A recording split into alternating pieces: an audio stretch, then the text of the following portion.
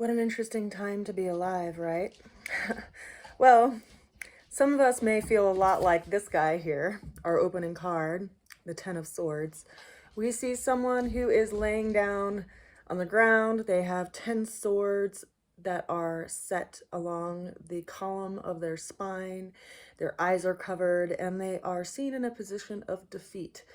In a lot of ways, this card is referencing a paralysis that is happening by way of the mind and what we have been focusing on and fixated on in our crystallized way of seeing things or perceiving things. Now, ultimately, the message behind this card is that you want to get to a place of clarity, right? When there's a lot of ideas, a lot of conversations, a lot of things going on in the mind, it keeps us stuck in the mind and we forget about the other tools that we have. Our body, for instance, our emotions, for instance, or even our will, because this puts us in a place of paralysis. We do indeed live in some interesting times these days. There's some intense things happening. And for this week's Astro Tarot, I pulled us 2, 4, 6, 8 cards, and of those 8 cards, 4 of them are major arcana. So I just want to take a glance at what's going on in the sky so you can have an idea of perhaps why these cards found their way into the reading for this week. I think that the next 2 weeks that we experience will be revealing quite a bit, and will probably feel a bit wonky as things come to the surface and get revealed, particularly because we have a new moon today. We also had a solar eclipse, a partial solar eclipse this morning, just as the sun was rising. And new beginnings are typically the times of new moons, but when we have these solar eclipses, it can also highlight really big endings that will allow for those new beginnings to take place. Now, this is happening in the sign of Aries, which is an active fire sign. It's where we have our sense of self, where we kind of mature from our little kid self that can't make commitments to our adult self who has a sense of maturity. And so we're all experiencing this kind of timeline right now. And depending on where you have Aries in your chart, it's really asking you to engage some kind of new beginning there. So let's just go ahead and take a look at what's going on by way of the stars and the planets, at least, in the sky. So let's get in here. Make sure that you can see everything going on.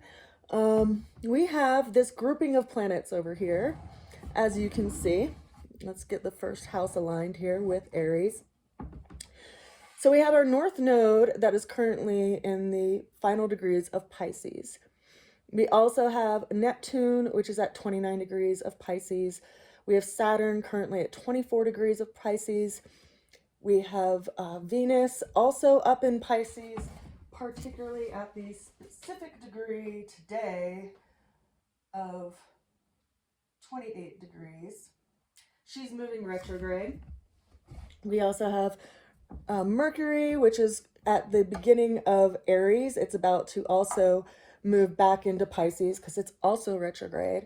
We see that the sun is here in the beginning degrees of Aries. The moon is set right in front of it, which is why we have a new moon. We won't be seeing the moon. It will eventually, wax as it moves around the earth and be in a full moon over in the sign of Libra in 2 weeks, right? But it's currently a new moon, and because it is aligned with the North Node is why we experienced a partial solar eclipse this morning. We also have Chiron over here in Aries. We have Uranus over here in 24 degrees of Taurus, Jupiter at 15 degrees of Gemini, and then we have Mars over here. It's at, I think, what is it, 20 degrees? It's at 22 degrees of Cancer. So it's interesting to note is that we have both Venus, who's in Pisces, Mars in Cancer. These are going to be in trine relationship because they're both in a water sign. But Venus and Mars are going to be in this kind of trine close proximity for the next 2 weeks or so.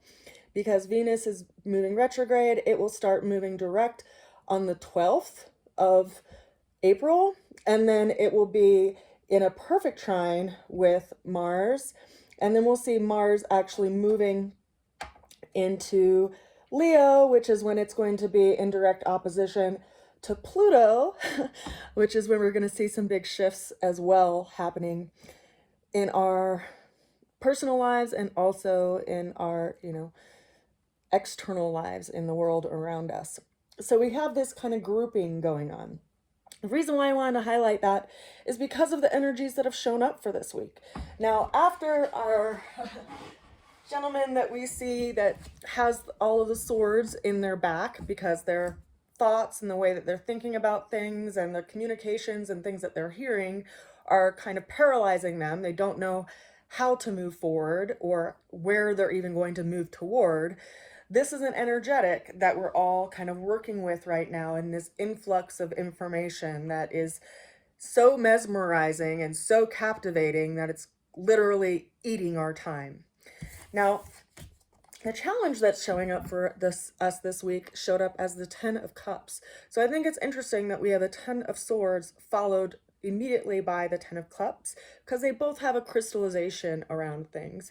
One is a crystallized way of thinking.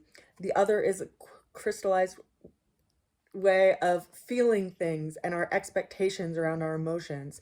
This is definitely a happier looking card in that we see a rainbow with 10 goblets that are in it and what looks to be a happy family in the foreground. And it is quite telling that it's happily ever after, but it's showing up as our challenge. So how do we experience happily ever after in the current environment that we are all living in the current global environment, in the current environment that we live in our community or our jobs or our family? What does that look like? There is some kind of challenge here because of what we've been conditioned to believe around what it should look like, and that if we act in a certain way, we'll be able to achieve it. And perhaps we're all in a place of question right now or feeling a bit challenged by that. Also, because there's a lot of emotions that we're feeling with everything that's going on. And it can be quite overwhelming to have our lives and everything that we've built thus far being challenged by what's going on in our own country, in our own neighborhood, in our work environment. A lot of people are experiencing challenges right now in regard to their happily ever after. Well, the way through it came in by way of the Page of Cups.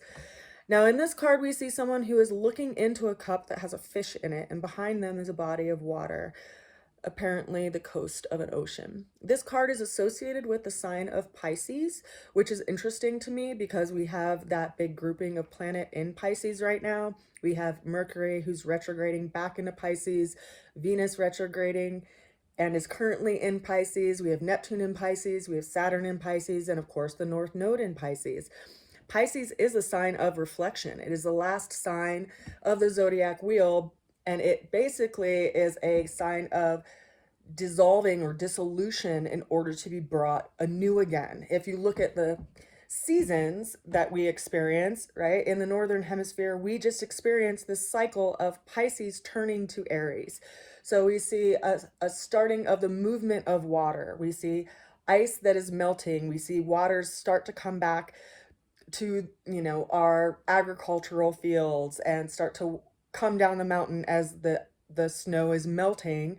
And that influx of water allows for new beginnings to be grown, quite literally, as things start to sprout out of the ground. If you go outside and look in your yard, you'll see little tiny plants that are coming out of the ground.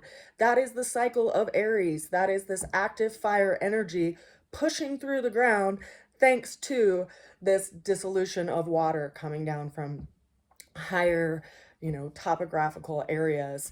So we see it not only in the seasons, but also in our lives. So right now, we still have a lot of energy in that energetic of Pisces, in that energetic of dissolution, while we have the sun that has moved into the sign of Aries, right? So consider the energetics that we have in Pisces right now. We have Venus, who is bringing something back to be reflected upon.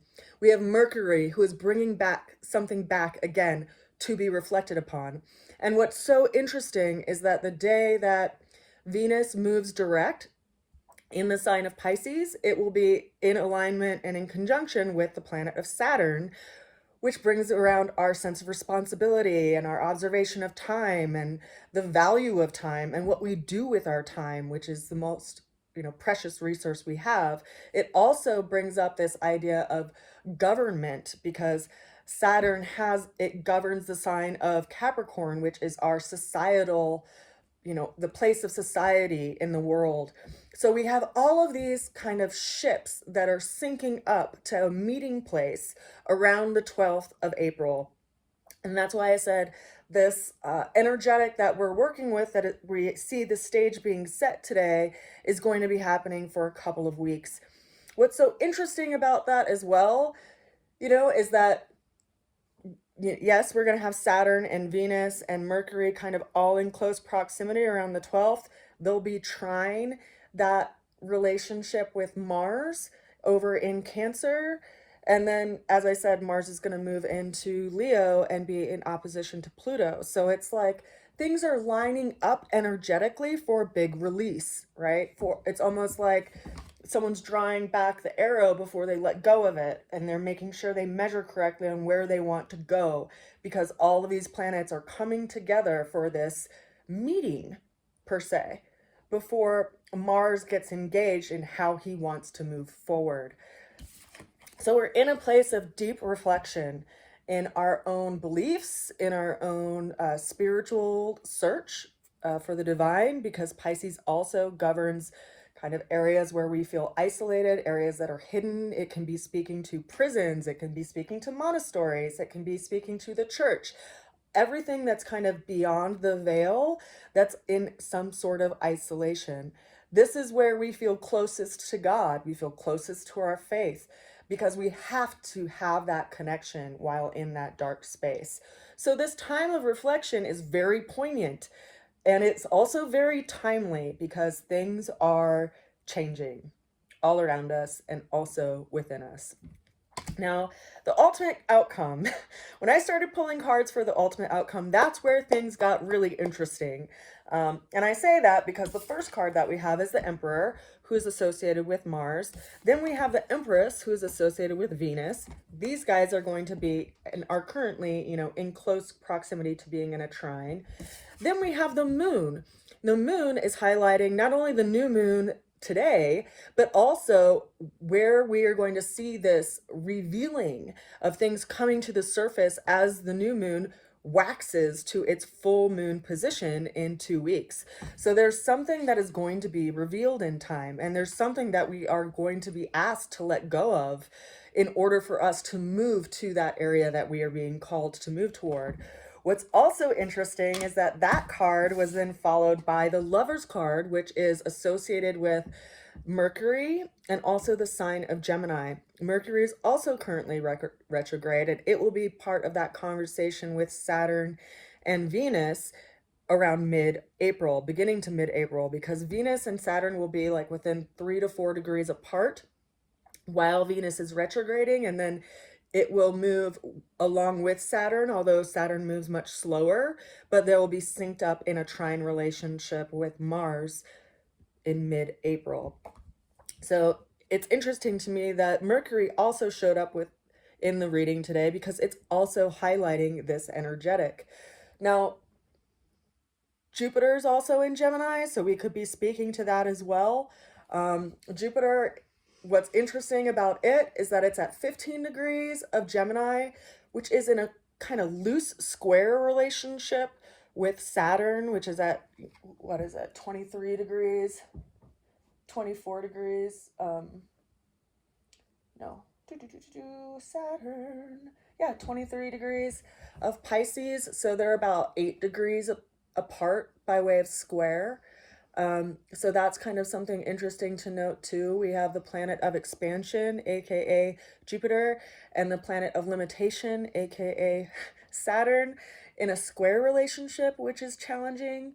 So it's interesting, I often look at the planets as this kind of multi-layer locking system, where you align it to, for instance, 32, and then turn it back to one, and then you move it around and forward again a degree and then get to the right combination for things to be unlocked. Planetary placements are kind of like that. They are moving things and rotating things to a place for new perspective and putting different pressures and challenges upon us in our lives so that we can release energies that have been pent up or locked up in certain areas of our lives. And I say that because after we get these 4 major arcanas in a row in the reading for this week, the final card that we have for a card of clarity is the Ace of Wands, and it highlights new beginnings. It highlights enterprise, conceptions of new ideas, this aha moment when you consider what it's like to move with one single wand or one staff in your hand. It gives you a sense of direction. It gives you a little bit of support, and it brings you forward. Now, this is associated with a fire energy, so I think it's also kind of lending some awareness to this thing that's going to be happening with Mars when Mars moves into the sign of Leo, and it's basically in opposition to Pluto, because Mars is the planet of action and Pluto is a planet of transformation, and transformation that you can't go back from, right? What's interesting is that they're both associated with the sign of Scorpio, and Scorpio is a fixed sign, right? And it will basically be another anchor point for this energy of Mars, Pluto, Uranus, that is currently in Taurus, which is fixed earth, and then ultimately Scorpio, which is fixed water. We'll see some energetics kind of get highlighted around this idea whenever we see the moon move through Scorpio, because it will be kind of triggering those mathematical alignments.